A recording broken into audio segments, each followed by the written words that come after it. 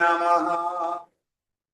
मूकं करोति वाचालं पङ्गुं लङ्घयते गिरिं यत्कृपातमहं वन्दे श्रीगुरुं दीनकारणम्।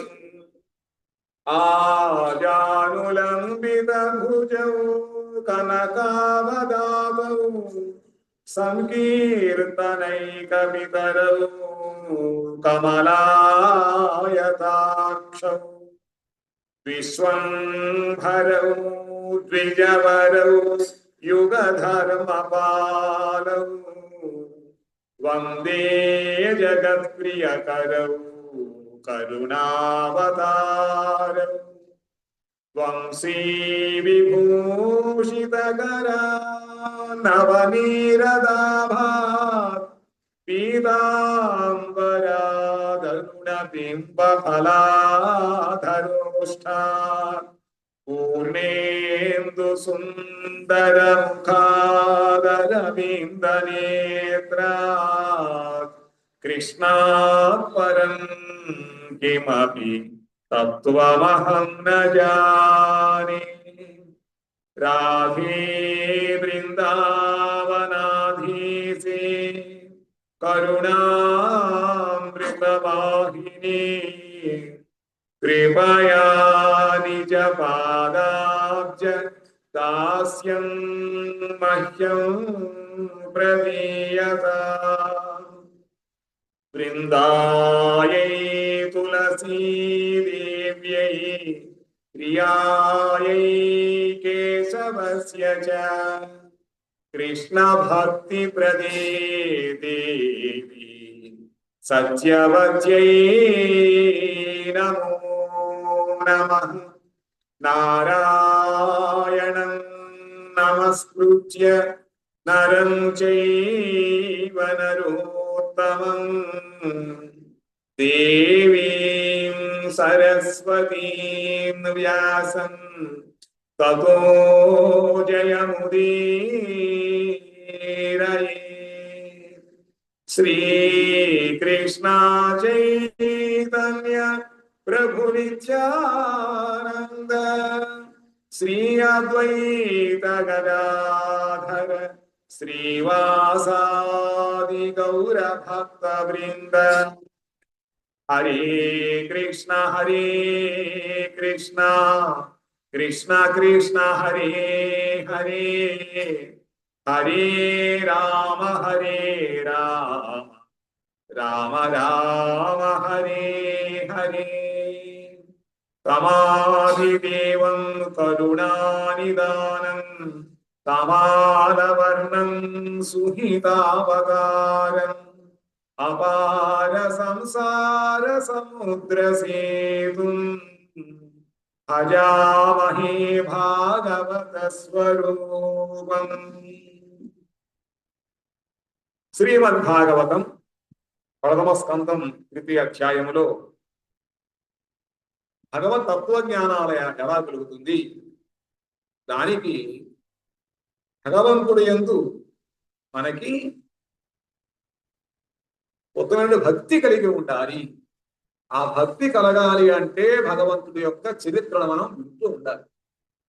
భగవంతుడు సకల జీవ కళ్యాణము కోసమని చెప్పి ఆయన జన్మ లేనివాడు ఆవిర్భవిస్తూ ఉంటాడు. భగవంతుడికి మనలాగా పుట్టుకలు ఉండవు, కానీ జన్మ కర్మచమే దివ్యం యోమాం వేత్తి తత్వతః త్యక్వా దేహ పునర్జన్మం నైతి మామేతి సోర్చున. భగవంతుడి యొక్క జన్మము కర్మము అన్ని కూడా దివ్యమైనటువంటివి అని ఎవరికి తెలుసుకోగలుగుతారో అటువంటి వాడు ఈ దేహం వదిలిపెట్టిన తర్వాత మళ్ళీ ఇంకా జన్మించిన అవసరం ఉండదు. అందుకని చెప్పి సూత గోస్వామి భగవంతుడు ఏ అవతారాలు ఎత్తుతూ ఉంటాడో, తత్వజ్ఞానం ఎవరికి వస్తుందో అవన్నీ కూడా వర్ణిస్తున్నారు. నిరంతరము నిష్కపటముతో ఆనుకూల్య భావముతో భగవంతుడి యొక్క పాద పద్మ గంధమును సేవించువాడు. భగవంతుడికి పెట్టినటువంటి అర్జునుడు తులసి మొదలైన వాటి యొక్క గంధమును ఆఘ్రాణిస్తూ భగవత్ ప్రసాదాన్ని స్వీకరిస్తూ భగవత్ సేవ చేస్తున్నట్లయితే అలౌకికుడు లీలామయుడు పరమేశ్వరుడు విధాత అనేటువంటి భగవంతుడు చక్రపాణికి తత్వాన్ని తెలుసుకోగలుగుతాడు. తత్వం తెలుసుకోవాలి. తత్వం తత్వం అంటారు, అసలు మాకు బుర్రకెక్కడం లేదు. ఏదో చిన్నపిల్లలు అంటూ ఉంటారు, ఆల్జీబ్రా మ్యాథమెటిక్స్ అంటే చాలా కష్టం, అసలు చాలా కఠినంగా ఉంటుంది. కఠినవి ఏమీ లేదు. ఇలా చేస్తారు. ఏం చేయాలిట? చక్కగా నిష్కపటముతో ఆనుకూల్య భావముతో భగవంతుడి యొక్క సేవ చేయాలి. చేసింది కాస్త అయినా కూడా నిష్కపటముగా చేయాలి. ఆ విధముగా భగవంతుడికి సమర్పిస్తూ దాని ప్రసాదంగా తీసుకోండి. ఏది ఉపవాసాలు లంఘనాలు చేయమని చెప్పి లేకపోతే ఇంకొకటి ఏం చెప్పలేదు. మనకి ఏది ఎంతవరకు అవసరం అవన్నీ కూడా భగవంతుడు సమర్పించి ప్రసాదముగా తీసుకోండి. దానివల్ల లోపల తత్వాన్ని అర్థం చేసుకోవడానికి కావలసినటువంటి లోపల ఆ పరిస్థితులు భూమిగా తయారైపోతుంది. సత్వగుణం మనకి కావాలి. సత్వగుణంలో ఉంటేనే తత్వం మనకు తెలుస్తుంది. మనమా రజోగుణము తమో గుణము ద్వారా ఎక్కువగా విముక్తులై ఉన్నాం. కాబట్టి కేవలం మన ప్రసాదము ద్వారా మాత్రమే, భగవంతుడి యొక్క ప్రసాదమును స్వీకరించడం ద్వారా మాత్రమే మనకి సత్వగుణం వస్తుంది. ఆకులు తింటున్నామండి, భార్య తరుగుతున్నామండి, తత్వజ్ఞానం రాదు. తత్వజ్ఞానం భగవత్ ప్రసాదాన్ని, భగవంతుడు సమర్పించదాన్ని ప్రసాద బుద్ధిగా స్వీకరించాలి. అలా అయినట్లయితే తొందరగా మనలో భగవత్ తత్వాన్ని అర్థము చేసుకోవడానికి కావాల్సినటువంటి జ్ఞానం మనకు కలుగుతుంది. కాబట్టి ఆ విధముగా పాపపద్మకు అందమును సేవించువాడు భగవంతుడు అలౌకికుడు, ఈ లోకమునకు అతీతముగా ఉంటూ ఉంటాడు. లీలామయుడు, మనమేమో కర్మమైన మనము, భగవంతుడు లీల చేస్తూ ఉంటాడు ఆయన. మూడవది పరమేశ్వరుడు, సమస్తమునకు ఆయన ఈశ్వరుడు.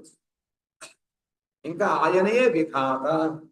విధాత అంటే అందరి యొక్క బాగోగులు చూస్తూ అందరి యొక్క చరిత్ర రాస్తూ ఉంటాడు. విధాత లిఖితం అంటూ ఉంటారు. అది కూడా ఆయన చేతిలో ఉంటుంది. అప్పుడు ఆయన కొట్టుకున్నట్లయితే మనవాడే పక్కన పెట్టంటారు. చక్రపాణి నిరంతరము చక్రము ధరించి ఉంటాడు. చక్రం అంటే ఇలాగా ఈ వెళ్తూ ఉంటుంది చక్రం, ఈ వెలు ఇదేలా చూపుడు ఎందుకుడా జాగ్రత్త, సావధానంగా ఉండండి. ఒకటి మనల్ని సావధానం చేస్తున్నారు, ఇంకొకటి మా భక్తులు తిరిగి వచ్చండి, మా భక్తులు తిరిగి వచ్చావా చూస్తాను, మనం కాపాడుతూ ఉంటాడు రెండు. కాబట్టి చక్రపాణి యొక్క భగవంతుడి యొక్క మన అనుగ్రహం పొందితేనే లీలామయుడు యొక్క మన యొక్క తత్వం తెలుస్తుంది. అదేహ ధన్యా భగవంత యుద్ధం యద్వాసుదేవి అఖిల లోకనాథే కుర్వంతి సర్వాత్మకమాత్మభావం నయత్ర భూయ పరివర్త ఉగ్రహ. భగవత్ తత్వజ్ఞులాగు మహాత్ములారా, మీరందరూ జగత్లో కృతార్థులై ఉన్నారు. కూర్చున్న 10 మంది కూడా వారి జన్మ సార్థకం. ఎందుకంటే భగవత్ కథలు భగవత్ సమక్షంలో వింటున్నాం. కాబట్టి తప్పకుండా మనకి అక్కడ అటెండెన్స్ కొడుతూ ఉంటుంది. మనకి ఎటువంటి భయమేమీ లేదు. ఎందుకంటే ఆయన మన హృదయంలో కూర్చొని వింటున్నాడు కదా, ప్రవేశిస్తున్నాడు. కాబట్టి మీరే కృతార్థులై ఉన్నారు. ఎందుకుడా ఈ విధముకు ప్రవృత్తి ప్రశ్నముల ద్వారా భువనపతి యొక్క వాసుదేవుని యందు ఐకాంతికమగు మనోవృత్తిని వెల్లడి చేస్తున్నారు. మనం ఏమిడుతా మన మనోవృత్తిని అనుసరించి ప్రశ్నలు అడుగుతూ ఉంటాం. మన మనస్సు యొక్క వృత్తి ఏ విధంగా ఉంటుందో దాని గురించి మనం ఆలోచిస్తూ ఉంటాం.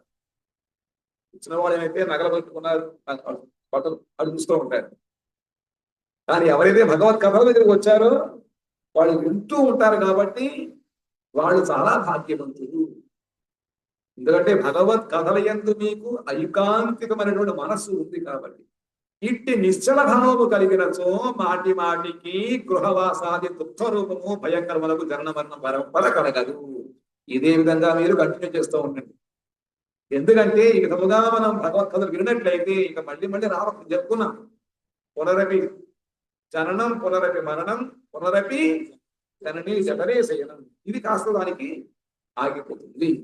అంతేకాకుండా మనకి భయం అంతా పోతుంది అనమాట. ఇదం భాగవతం నామ పురాణం బ్రహ్మ సంహితం ఉత్తమ శ్లోక చరితం చకార భగవన్ ఋషి నిశ్రేయసాయ లోకస్య ధన్యం స్వస్యయనం మహత్. భక్తి కలిగి ఉన్నాం కాబట్టి ఇది చాలా గొప్ప విషయం. అంతేకాకుండా ఇది ఏమిటిట, మనం ఏం వినబోతున్నాం, సోత కోసం మనకి ఏం చెబుతున్నాడు అంటే, వేదవ్యాస భగవానుడు శాంతి ప్రదము ఉత్తమ మంగళ సాధకము భగవల్లీలా కథామయము సర్వవేద తుల్యము సువిస్తారము అయినటువంటి ఈ భాగవత పురాణాన్ని లోక కళ్యాణాన్ని నిమిత్తము రచించారు. ఆయన లోకము యొక్క మేలు కోసము ఆయన వేదాములు విభజించారు, బ్రహ్మసూత్రాలు రాశారు, పురాణాలు మహాభారతం రాశారు. కానీ అందులో సర్వజనీన అంటే అన్ని జీవులకి ఉపయోగపడేటువంటిది రాయలేదు.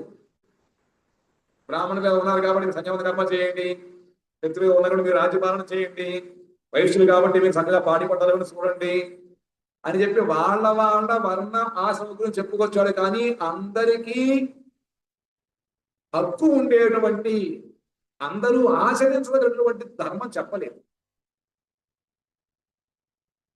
ఈ ఒక్కదాని గురించి చెప్పారు.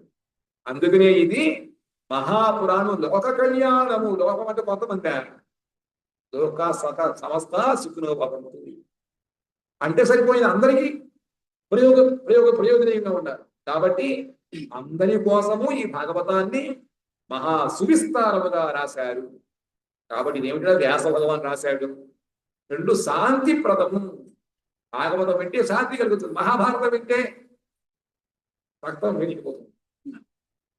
కరే మహాభారతం అంటారు. భాగవతం విన్నట్లయితే శాంతి, ఓం శాంతి, ఎవరి శాంతి.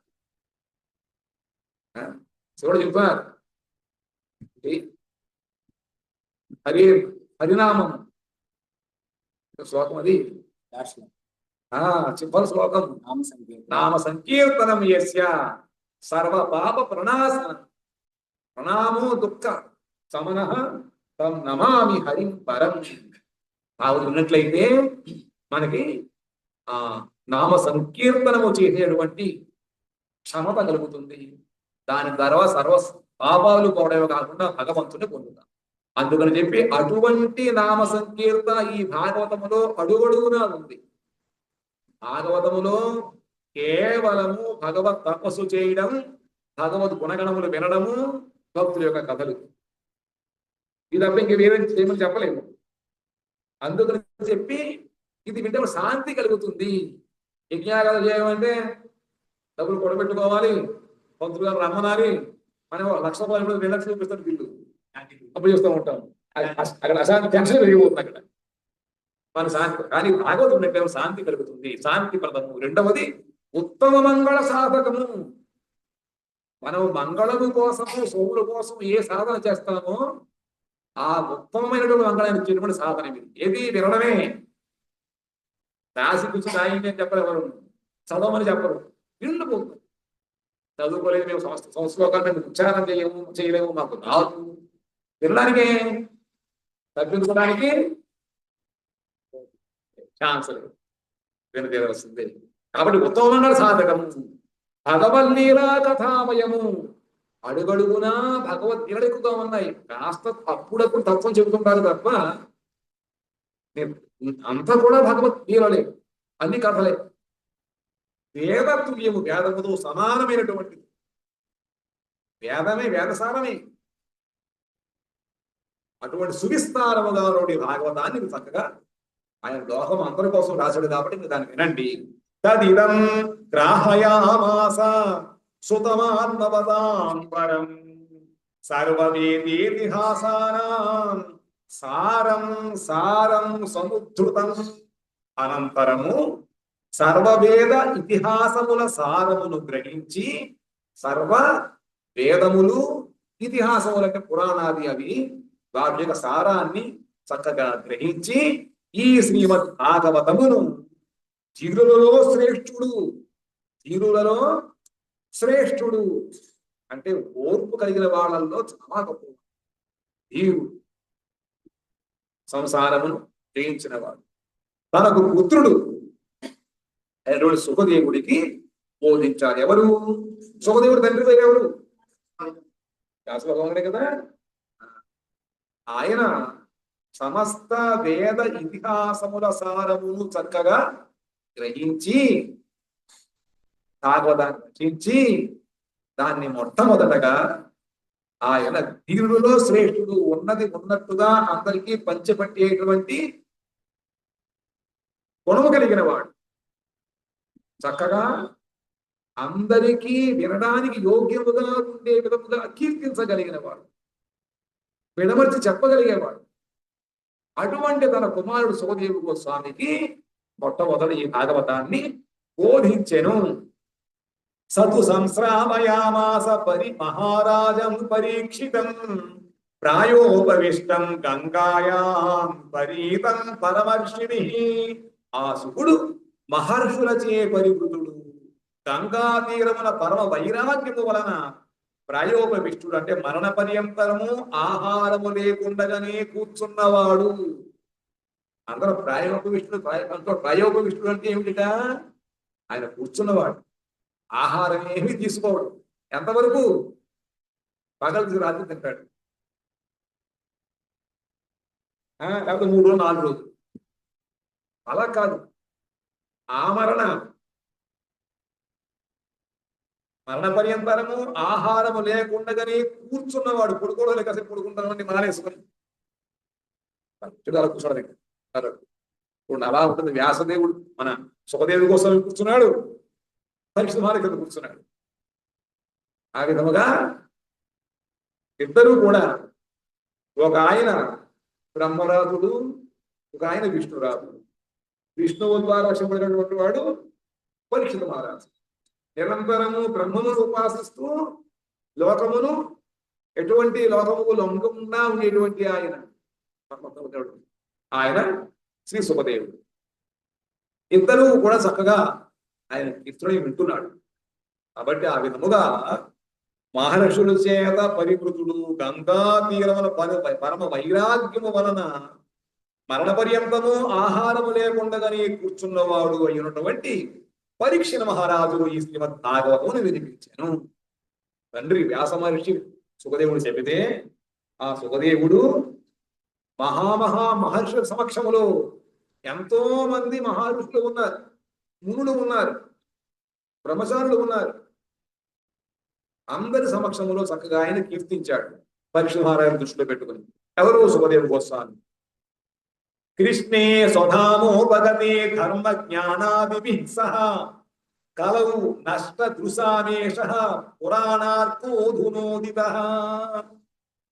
ధర్మ సంస్థాపకుడు శ్రీకృష్ణుడు చక్కగా ద్వాపర యుగాంతమున 125 సంవత్సరములు మాత్రమే ఈ ప్రపంచములో ఉండి ఆయన సమస్త భూభార హరణము చేసి యదుకులమును కూడా ధ్వంసము చేసి ఆయన మళ్ళీ తన లోకమునకు వెళ్ళిపోయాడు.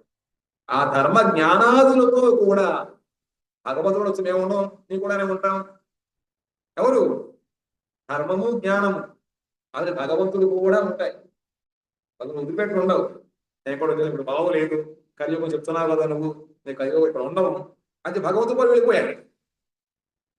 ధర్మాన్ని సంస్థాపనం చేసి భగవంతుడు వెళుతూ ఉంటే ధర్మం ఎక్కడ స్థాయి వెళ్ళిపోతుంది. అప్పుడు కూడా ధర్మదేవత జ్ఞానం వెళ్ళిపోతుంటే అప్పుడు వెళ్ళిపోయారు. ప్రస్తుత కలికాలమున అజ్ఞానాంధమగు లోకమునకు భగవంతుడు వెళ్ళిపోతే అంతా కూడా అజ్ఞానమే. సూర్యుడు వెళ్ళిపోతే చీకటి, భగవంతుడు వెళ్ళిపోతే అంతా కూడా జ్ఞానం, వెళ్ళిపోతే అజ్ఞానం. అందరూ అజ్ఞానంలో పడి ఉన్నాం. విశేషంగా కలికాలం. కాబట్టి కలికాలంలో గుణములన్నీ కూడా అవగుణములే. కాబట్టి ఆ విధంగా ప్రస్తుత కలికాలమున అజ్ఞానాంధమగు లోకమునకు దివ్య జ్ఞానావలోకమును కలిగించుటకై భగవంతుడు వెళ్ళిపోయిన తర్వాత అంతలో అజ్ఞానపడిన జీవుల్ని వాడికి జ్ఞానం తెలియజేయడం కోసం అని చెప్పి, దివ్య జ్ఞానమును కలిగించడం కోసం అని చెప్పి ఈ శ్రీమద్ భాగవతుడు సూర్యుడు ఉదయించాడు. అంధకారములో ఉన్నట్లయితే అజ్ఞానాంధకారములో ఉన్నాం. సుజ్ఞానం కావాలంటే అంధకారం పోవాలి. అంధకారం పోవాలంటే జ్ఞానము లాంటి సూర్యుడు ఉదయించాలి. ఉదయించడానిక కలియుగం. రాత్రి వేళ సూర్యుడు ఉదయిస్తాడా? అలాగే కలియుగం అంటే అంతా కూడా అజ్ఞానముకు నిలయం, పాపము నిలయం, మందమభయ ఇవన్నీ ఉన్నాయి బుద్ధులు. కాబట్టి అటువంటి వాళ్ళకి జ్ఞానము కలిగించడం కోసం అని చెప్పి అజ్ఞానములో మనకి జ్ఞానం అనేటువంటి ప్రదీపము సూర్యుడు కావాలి. కాబట్టి భాగవతం అనేటువంటి సూర్యుడు ఉదయించాడు. కాబట్టి భాగవతం అనుసరించి మనం జ్ఞానాన్ని పొందాలి. భాగవతం ఏ జ్ఞానం ఇస్తుందో ఆ జ్ఞానము మనం అవలంబించుకొని భగవంతుడు తెలుసుకోవాలి. అధునోదిత దివ్య జ్ఞానావలోకములు కలిగించుటకై ఈ శ్రీమద్ భాగవత సూర్యుడు ఉదయించినాడు. తత్ర కీర్తయతో విప్రర్షేత్ పూరి తేజసః అహం చాధ్యాగమం తత్ర నివిష్టస్తదనుగ్రహాత్ సోహం శ్రావయిష్యామి యథాధీతం యథామతి. సౌనకాది మహర్షులారా, పరీక్షితుని సభలో కీర్తించు మహాతేజస్వియు మునిశ్రేష్ఠుడునగు శ్రీ సుఖ మహర్షి నుండి ఆయన కృపా ప్రభావము చే దీనిని తెలుసుకుంటుంది. గోస్వామి కూడా ఆ పరీక్షణ మహారాజు గారికి చెబుతుంటే అంతమంది మహర్షులలో సూర్యగోస్వామి కూడా కూర్చుని ఆయన శ్రవణము చేశాడు. మహాతేజస్వి మునిశ్రేష్ఠుడు ఆ సుఖ మహర్షి ముఖతః విన్నాడు. ఆయనకు అనుగ్రహం వలన నేను ఒక్కసారి విన్నంతనే ఉన్నది ఉండటం లోపల నాకు అంతా కూడా సంధాగ్రాహం అనమాట అయిపోయింది. సంధాగ్రాహి అది కూడా ఆయనకు అనుగ్రహం అన్నది ఉంటుందన్నమాట, మదనుగ్రహ. కాబట్టి ఆ విధముగా ఆ సుఖమహర్షి కృపా ప్రభావము చేత దీన్ని తెలుసుకున్నాను. ఇప్పుడు నేను గురువుకు శ్రీ సుఖదేవుని నుండి విని గ్రహించిన దానిని మీకు వినిపించును అని చెప్పి తన యొక్క నేనే సొంతం చెప్పట్లేదు, మా గురువుగారు చెప్పిన దాన్ని విన్నాను. ఆ గురువుగారు అనుగ్రహం చేత నేను యథామతి ఏది గ్రహించగలిగానో దాన్ని మీకు వినిపిస్తానని చెప్పి సూత గోస్వామి సౌనకాది ఋషులకి ఈ చెప్తున్నారు. ఇది శ్రీమద్భాగవతే మహాపురాణే బ్రహ్మసూత్ర భాష్యే పారమహంస్యాం సంహితాయాం వైయాసిక్యాం ప్రథమ స్కంధే నైమిషోయోపాఖ్యాని జన్మగుహ్యం నామ తృతీయోధ్యాయ. జన్మ రహస్యము. ఎవరి జన్మ రహస్యం? భగవంతుడి యొక్క జన్మ రహస్యము. భగవంతుడు ఏ విధముగా అవతరిస్తాడు ఆ రహస్యాన్ని చెప్పాడు ఇక్కడ. జన్మ రహస్యం దాని ఇక్కడ వినిపిస్తానని చెప్పి ఇప్పుడు మనకి కథ ప్రారంభం అవుతుంది. ఈ విధంగా 3వ అధ్యాయం సమాప్తమైంది. ఇప్పుడు అసలు భాగవతం ఎందుకు రాయవలసి వచ్చినది అని చెబుతున్నారు.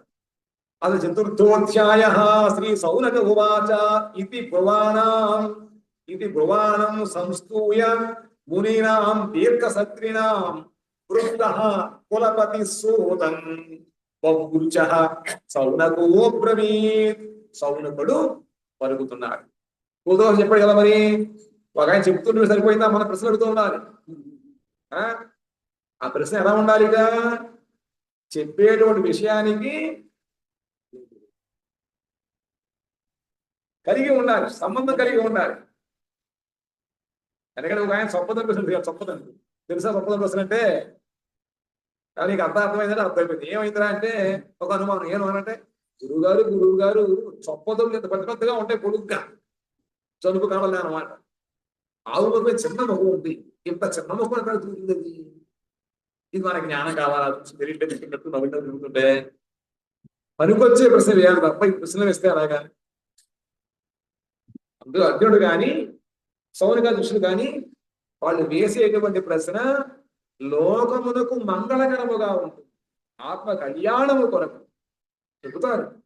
ఏ విధంగా గంగా నది ఏ విధముగా అయితే మూడు లోకములు పవిత్రము చేసి పెడుతూ ఉంటుందో ఆ విధముగా ప్రశ్నించే వాడి యొక్క ప్రశ్న ఎలా ఉంటుందిగా వక్తారం రుచికం శ్రోతం.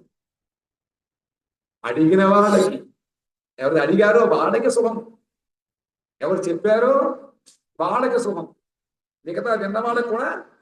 కాబట్టి ఈ విధంగా గంగా నది త్రిపదగా అంటారు, మూడు లోకలు ఏదైతే ప్రవహిస్తూ ఉంటుందో ఆ విధముగా ఈ చక్కటి లోక కళ్యాణకరమైనటువంటి ఈ ప్రశ్న ఎవరైతే అడుగుతారో ఆ సమాధానము ముగ్గురిని కూడా బయటకు చేస్తుంది. చెప్పేవాడికి మళ్ళీ భగవత్ స్మరణ అన్నీ కూడా ఒకసారి స్మరణలోకి వస్తాయి. అడిగిన వాడికి ఆనందం లభిస్తూ సమస్య తీరిపోతుంది, విన్న వాళ్ళకి శుభం కలుగుతూ ఉంది. కాబట్టి అటువంటి ప్రశ్నలు అడగాలి. ఇక్కడ అడుగుతున్నారు సౌనక గోస్వామి. సౌనకుడు ఈ విధముగా పలుకు సూతిని గౌరవించి ఆహా చక్కగా చెబుతున్నారండి. మీరు మీ యొక్క సొంత విషయం చెప్పకుండా గురువు గారి దగ్గర ఏం విన్నారో ఆ గురు అనుగ్రహం మీరు చెబుతున్నారు. ఆహా అంటే గౌరవించి బహుకాలము వరకు తనకు యజ్ఞమున దీక్షితులై ఉన్న ఋషులలో శ్రేష్ఠుడు ప్రవీణుడు ఋగ్వేదీయునకు సౌనకముని ఇట్లు పలుకనారంభించాను. వాళ్ళందరూ దీర్ఘ 1000 సంవత్సరములు పాటు చేసేటువంటి యజ్ఞం ఉంటుంది. ఎందుకుడా ఈ కలిపురుషుల యొక్క బాధ మన మీద పడకుండా త్వరగా వైకుంఠాన్ని పొందాలి, ఆ భగవన్ లోకమును పొందడం కోసం వాళ్ళు ఈ దీర్ఘ సత్రయాగం చేస్తున్నారు. కాబట్టి చాలా రోజులు మీ బహుకాలం నుంచి చేస్తున్నాము, యజ్ఞములు దీక్షితులై ఉన్నాము. ఆ ఉన్నవాళ్ళలో శ్రేష్ఠుడు ఎవరంటే సౌనక మహర్షి. ప్రవీణుడు, అన్నిట్లో ప్రవీణుడు ఆయన. ప్రశ్న అడగడంలోను, శ్రవణము చేయడంలోను, అవి యజ్ఞయాగాదుల యొక్క క్రియలు చేయడంలోను అన్ని విధముల కూడా శ్రేష్ఠుడు.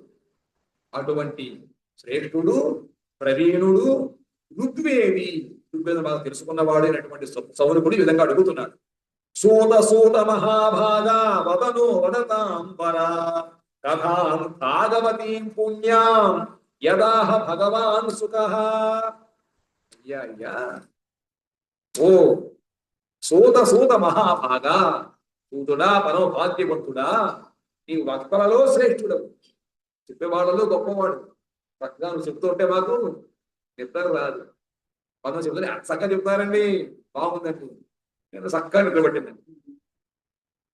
అలా కాకుండా చక్కగా ఆ జిజ్ఞాస వినేవాళ్ళలో ఇంకా కుతూహలం తర్వాత చెబుతారు, తర్వాత ఏం చెప్తారు అనేటువంటి ఉత్సాహము దాన్ని పుట్టిస్తూ చెబుతాడు. అందుకని ఆయన మొత్తంలో శ్రేష్ఠుడు. అందువలన భగవానులకు సుఖదేవుడు చెప్పిన పవిత్రము ఆ భగవత్ కథను మాకు చెప్పు.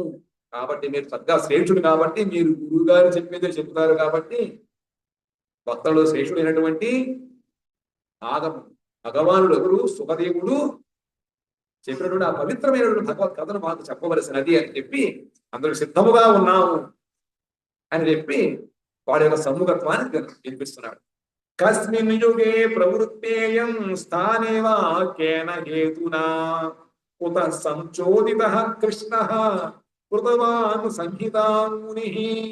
ఓ సూతుడా గురువుగారు, ఏ యుగములో, ఇది ఏ యుగం కలిగి, ఏ యుగములో ఏ స్థానమున అంటే మహాభారతాది ధర్మశాస్త్రం రచితములైనను ఏ కారణము చేత ఈ పారమహంస సంహిత ఆరంభింపబడినది. ఇది పారమహంస సంహిత అంటున్నారు, అన్ని కల్లా గొప్పది చెప్తున్న పురాణ అర్థము అంటున్నారు. మిగతా శాస్త్రంలో జ్ఞానం సరిపోదా? ఈ జ్ఞానం మనకు కావాలా? ఏమైనా ఓల్టేజ్ ఎక్కువగా ఉంటుందా ఇది? లేకపోతే ఇంకా ఏమైనా ఇంకా చీకటి గుహలలో కూడా ఉన్నటువంటి అంధకారాన్ని పోగొడుతుందా? దీని గొప్పతనం ఏమిటి? ఏ యుగములో దీన్ని రచించారు? ఏ స్థానమును దీన్ని రచించారు? ఎందుకు ఈ పారమహంసత సంహిత ఆరంభింపబడినది? ఎవరి చేత ప్రేరితుడై కృష్ణద్వైపాయనుడు ఈ భాగవత సంహిత రచించను? ఈ భాగవత రచించమని ఎవరు చెప్పారు? ఎవరు ప్రోత్సహించారు? ఎందుకు రాశాడు ఆయన? ఇన్ని పురాణాలు ఉన్నాయి, అష్ట పురాణములు, ఉపనిషత్తులు, వేద విభాగం ఇవన్నీ చేసిన తర్వాత ఎందుకు రాయవలసి వచ్చింది? తస్య పుత్రో మహాయోగి సమతృం నిర్వికల్పకః ఏకాంతమతి నిద్రో గూఢో మూఢ ఇవేయతే. వ్యాసనందనటువంటి ఆ సుఖదేవుడు మహాయోగి చెప్పుకున్నాం కదా. ఆయన జన్మము పుడుతూనే ఆయన మహాయోగి కాబట్టి ఇంకా తల్లిదండ్రులు మొక్క కూడా చూడకుండా వెళ్ళిపోయాడు, అదనాల్లో వెళ్ళిపోయాడు. ఎక్కడ ఇంట్లో ఉంటే మాయా వహిస్తుందని చెప్పి ఆయన పుట్టుకతోనే ఆయన మహాయోగి, బ్రహ్మజ్ఞాని, భేద జ్ఞానరహితుడు. భేదము తెలియదేమి, అంతటా సముద్రి లేనివాడు, బ్రహ్మమునందే చిత్తము గలవాడు. నిరంతరము ఆయన యొక్క చిత్తము భగవద్గతమై ఉన్నది. చిత్తము భగవద్గతమై ఉన్నది. అటువంటి ఈ సుఖయోగి ఉన్నిత్రుడు అంటే మాయాభినివేశమును నిద్ర లేనివాడు. ఆర్పతకాలు జీవిజాగో పాడతారు. ఆర్పతకాలు ఘుమాయివి మాయా పిశాచీర కోలే ఆర్పతకాలు. ఎంత నిద్రపోతావా మాయాదేవి ఒళ్ళో కొడుకున్నావు నువ్వు. చూడు ఎలా ఉంటుందో. చక్కగా ఆయన కొడుకున్నాడు, బాగుంటుంది అనుకుంటున్నాడు. ప్రజలు చూస్తే ఒక బియ్యం ఒళ్ళు కొడుకుని ఉన్నాడు, మాయా పిశాచి. చూస్తే ఇంకా అతనికి మనసులో ఉంటుందా? చూడు ఎక్కడ అసలు చూసుకో. మాయా అనే పిశాచం యొక్క ఒళ్ళు ఎంతగా నిద్రపోతావా నువ్వు లే అంటున్నాడు. కాబట్టి ఈయనకి అటువంటి నిద్ర లేదు. మాయ చేత అభినివేశము కలిగేటువంటి నిద్ర ఆయనకి లేదు. కూడా కేసుడు అంటాడు. మనం నిద్రపోతున్నాం, మనం వేడుకలు కూడా నిద్రపోతున్నాం. తత్వంలో ఒక మాట ఉంది, చీక గుమాను అంటారు. చీక గుమాను కొడు లేచి నిద్రపోలు నడుస్తూ ఉంటాడు. మామూలుగా పడుకున్నవాడిని లేవచ్చు. అదే పడుకున్నట్టు నటించేవాడు లేపగలుగుతామా? మనమందరం అని తెలుసున్న వాళ్ళమే, కానీ చెయ్యం, నిద్రపోతాం అన్నమాట. మామూలు తెలియవాడికి చెప్పి చేయించచ్చు, మనకి అన్ని తీసుకోబడి మనం వాళ్ళు చెప్పి చేయించలేదు. అలా కాకుండా అందులో జీవి జాగో ఇంకెంతకాలం మనకి టైం అయిపోతుంది, సమయం అయిపోతుంది, ప్రారంభం చేయాలి. కానీ సుఖదేవుడు మాత్రము ఎటువంటి మాయ చేత అభిభూతుడు కానివాడు. అందువలన ఆయన గూఢముగా నుండుటచే లోకమునకు జడుల వలె అడ్డుపడును. అటువంటి వాడు రహస్యముగా ఉంటారు, ప్రపంచ కర్మలేం చేయరు, అలా ఉంటారు అంతే. ఎందుకంటే వాళ్ళ మనసు ఎక్కడ ఉండదు, లేకపోతే భగవంతుడు ఎందుకు ఉంటుంది. కాబట్టి వాళ్ళకి ఎప్పుడు సూర్యోదయం అవుతుందో, ఎప్పుడు సూర్యాస్తం అవుతుందో, ఎప్పుడు ఆకలి ఏమి తెలియవన్నమాట. కానీ బయట వాడు మాత్రం అందరూ పిచ్చోడికి ఏం తెలియదు. పిచ్చోడు జడులే ఉన్నాడు. జడుడు జడం అంటే వాడికి చేతనం ఉండదు అనమాట. ఆకలి తప్పుగా ఏదో మనం చెబితే నవ్వించి విషయాలు చెప్తే నమ్మడం, దుఃఖం వస్తే ఆడడం ఏం ఉండదు. ఎప్పుడూ లోకంలో ఉంటాడు అంతే. కానీ లోకంలో ఆ విధంగా కనబడుతూ ఉంటాడు, కానీ ఆయన ఎప్పుడు నిరంతరం భగవంతుడితో మనసు పెట్టి ఉంటాడు. అటువంటి శుకుడు, ఆ శుకుడు పరిస్థితి ఇటువంటిది. వేదవ్యాసుల వారా ఆయన భగవంతుడు శక్త్యావేశ అవతారం, వేదాలను విభజించారు, పురాణం రాశాడు, ఉపనిషత్తులు అవన్నీ అయిపోయాయి. మహాభారతాన్ని కూడా అయిపోయింది. ఇంకా రాయవలసిన అవసరం లేదు. ఓ సుఖదేవుడా ఆయనకి వినవలసిన అవసరం లేదు. నిరంతరము బ్రహ్మము ఎందే భగవంతుడు లయమై ఉన్నాడు. అటువంటి వాళ్ళకి పొత్తు ఎలా కుదిరింది? ఎందుకు మళ్ళీ ఆయన రాశాడు, ఎందుకు మళ్ళీ ఈయన విన్నాడు? అవసరం లేదు కదా. కాబట్టి దృష్ట్వానుయాంత మృషిమాత్మ జపమ్యనగ్నం దేవ్యో హ్రియా పరిదధూర్ణ సుతస్య చిత్రం తద్వీక్ష పృచ్చతి మునౌ జగదుస్తువాస్తి స్త్రీ పుంభిదా నతు సుతస్య వివిక్త దృష్టే. సన్యాసములకై వెడలు, వనమునకు వెడలు తన పుత్రుని వ్యాస మహర్షి వెంటనంటి పోగుచుండెను.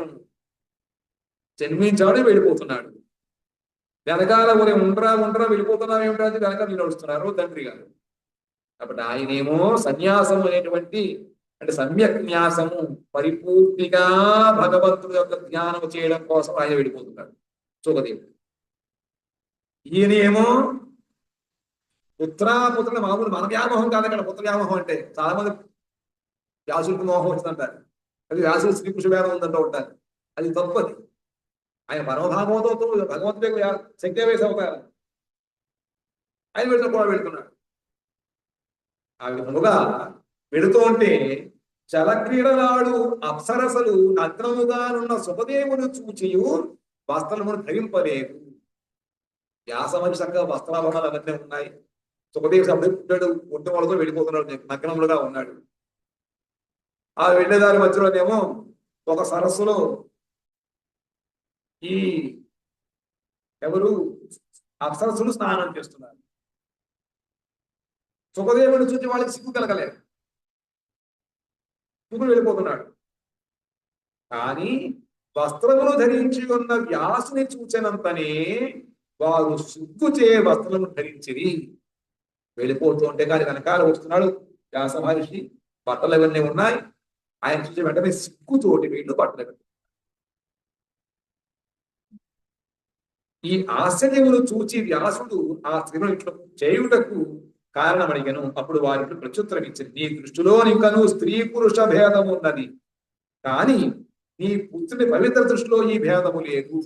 వాళ్ళు ఏం చెప్పారు, సమాధానం ఏం చెప్పారట, నువ్వు తండ్రి అయినప్పటికీ కూడా నీ దృష్టిలో ఇంకా స్త్రీ పురుషుల భేద దృష్టి ఉంది, కానీ సుఖదేవుడి దృష్టిలో అటువంటి భేదము లేదు. అందుకు మేము ఇక్కడ బట్టలు కట్టుకున్నాను. అంటే ఇక్కడ ఏమైనా సుఖదేవ గోస్వామిని ఎక్కువ చేసి వ్యాసులు తప్పించి మాట్లాడుతున్నారా అంటే వ్యాసుల వారికి స్త్రీ జ్ఞానం ఉందంటే ఆయన ఇంకా జ్ఞానవంతులు కాదని అర్థం. చాలా మంది అనుకుంటూ ఉంటారు, ఇది పొరపాటు. ఇది కూడా ఆయన సుఖదేవుడికి బాహ్య జ్ఞానం లేదు కాబట్టి ఆయన మనకి ప్రమాదం లేదు, అవుతుందా? ఆయనే మీరు ఎలా ఉన్నారు అని చెప్పి ఆయన అడగడు. కానీ వ్యాస మహర్షి లోకమునకు ధర్మము నేర్పడం కోసం వచ్చాడు. ఆయన ఎవరు ఏ విధముగా ఉండాలి, పెద్దలు ఎందుకు ఏ విధంగా మసులుకోవాలి, స్త్రీ పురుష భేద జ్ఞానము ఉంది అంటే ఆయన అతిథులు కాదన్న కారణం అక్కడ అర్థం కాదు. ఆయనకి అటువంటి భేద దర్శనం ఉంది కాబట్టి సరుకులకు హిత కోసం రాస్తున్నాడు ఆయన. కొంతమంది ఏమో వ్యాసులు వారిని ఉత్తమ భాగవతులు గాను మధ్యమ భాగవతులు గాను చెప్తూ ఉంటారు. కానీ ఇక్కడ అది కాదు విషయం. అనుకుంటే మనం పొరపాటు పడతామని. ఎందుకంటే ఆ వ్యాస మహర్షి లోకములో ధర్మమును నేర్పడం కోసం ఎవరు ఏ విధంగా ఆచరించాలో అది చెప్పడం కోసం వచ్చాడు. కాబట్టి ఆయన ఎదురుకుండా కనుక మనం ఈ విధంగా ఉన్నట్లయితే ధర్మమునకు వ్యతిరేకం కాబట్టి వెంటనే వాళ్ళు భయం సిద్ధి జరగదు. అంతే తప్ప ఆయనకి భేద జ్ఞానము లేదు, ఇక ముసలైనా కూడా అనుకున్నట్లయితే మనకి తప్పు వస్తుంది అన్నమాట. పెద్ద క్యామిటల్ చెప్తుంటారు దాన్ని, అది తప్పదు. కథమాలక్షిత పౌరై సంప్రాప్త పురుషాంగలాన్ ఉన్మత్త మూక జడవద్ విచరన్ గజసాహ్వయే. ఈ భావముతోడనే ఆ సుఖదేవుడు మొదట కురుజాంగల ప్రదేశంలో సంచరించాను. అక్కడి నుంచి కురుజాంగల ప్రదేశంలో సంచరించాడు. పిమ్మట హస్తినాపురము ఒకప్పుడు పిచ్చివాని వలెను, ఒకప్పుడు మూగివాని వలెను, ఒకప్పుడు మూఢుని వలెను సంచరిస్తుండగా ఆ హస్తినాపుర వాసులు ఎట్లా ఆయన గుర్తించరి. మరి ఈ విధంగా చెబుతున్నారు, బానే ఉంది. ఇవన్నీ ఎవరు చెబుతున్నారు? సౌనకముడు చెబుతున్నాడు. ఇలా అయింది. తర్వాత ఏమో ఆ సుఖదేవుడేమో ఆ విధంగా వెళ్ళిపోయాడు కదా, గురిజాంగంలో అక్కడ వెలిగించాడు, భగవానిలో ఉన్నాడు, లోకములో ఎటువంటి ఆయనకి జ్ఞానము లేదు, తన యొక్క తాను ఉంటున్నాడు. ఆ విధంగా వెళితే హస్తినాపుర వాసులు అతను ఎలా గుర్తించారు? లోకము దృష్టిలో పిచ్చివాడు వలే ఉంటాడు కదా, మహాజ్ఞానం ఎలా గుర్తించగలిగారు? కథం వా పాండగేయస్య రాజర్షిమునినా సహ సంవాద సమభూతాత యత్రైషా సాత్వతి శృతి. అయ్యా, ఏ విధముగా ఇట్టి సుఖదేవులతో కూడా పాండు వంశోద్భవుడైన పరీక్షణ మహారాజులకు సంభాషణ జరిగినది. వాళ్ళు ఎప్పుడు వనాల్లో ఉంటూ ఉంటారు, ఎవరు రారు కదా. అటువంటి పరీక్ష మహారాజా ఏదో చాటింపు వేసి అందరూ అంటూ పోయిన ఎవరిని పిలవలేదు ఆయన. ఆయన అక్కడ హరిద్వా అదేమిటిది సుఖంలో కూర్చుని ఉన్నాడు గంగా నది ఒడ్డున. మరి అటువంటి అక్కడి నుంచి ఇక్కడ ఎలా తెలిసి ఎలా ఇక్కడికి వచ్చాడు? వాళ్ళకి ఎటువంటి ఈ సంధానం కలుసుకోవడం ఎలా జరిగింది, ఎలా గుర్తించారు వాళ్ళు ఈ మహాభాగవతంగా. కథం వా పాండవీయస్య రాజర్షేర్మునినా సహ సంవాద సమభూతాద యత్రైషా సరస్వతి శృతి. అయ్యా, ఏ విధముగా అట్టి సుఖదేవునితో కూడా పాండు వంశోద్భవుడైన పరీక్షణ మహారాజులకు సంభాషణ జరిగినది. ఎలా మాట్లాడుకున్నారు, ఆయన వైజ్ఞానం లేదు కదా. ఈయనేమో అక్కడ గంగానది ఒడ్డున ప్రయోగస్తులు కూర్చుని ఉన్నాడు.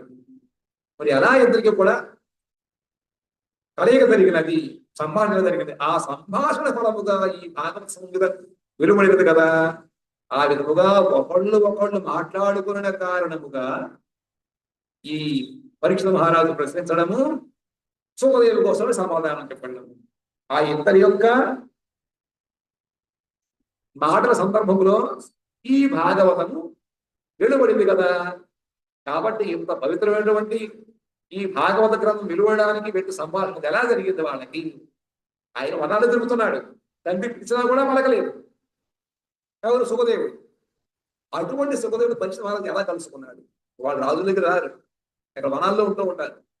అటువంటిది ఎక్కడా కూడా కనీసము ఆవు పాలు పితికడానికి పట్టేటువంటి సమయం కాసేపు కూడా ఎక్కడ ఉండరు వాళ్ళు. ఆవు పాలు ఎక్కువ ఎంత ఇస్తున్నారు, ఎంతసేపు పడుతుంది? 1-2 నిమిషాలు అయిపోయింది. 2 నిమిషాలన్నా ఎక్కువ ఉంచుకోరు వాళ్ళు, ఉండరు. అటువంటి సుఖదేవుడు ఈ పరీక్ష మహారాజు దగ్గర 7 రోజులు ఉండి భాగవతం చెప్పాడు. ఏమిటి రహస్యము, ఎందుకలా జరిగినది, ఎప్పుడు ఆశ్చర్యం కాబట్టి మాకు చెప్పండి. అది చెప్పిద్దామా, కథలోకి పెడదామని చెప్పి ఆయన అడిగితే అప్పుడు సూత గోస్వామి చెప్పుకున్నారు. వాంఛాకల్పతరుభ్యశ్చ కృపా సింధుభ్య ఏవ చ పతితానాం పావనేభ్యో వైష్ణవేభ్యో నమో నమః.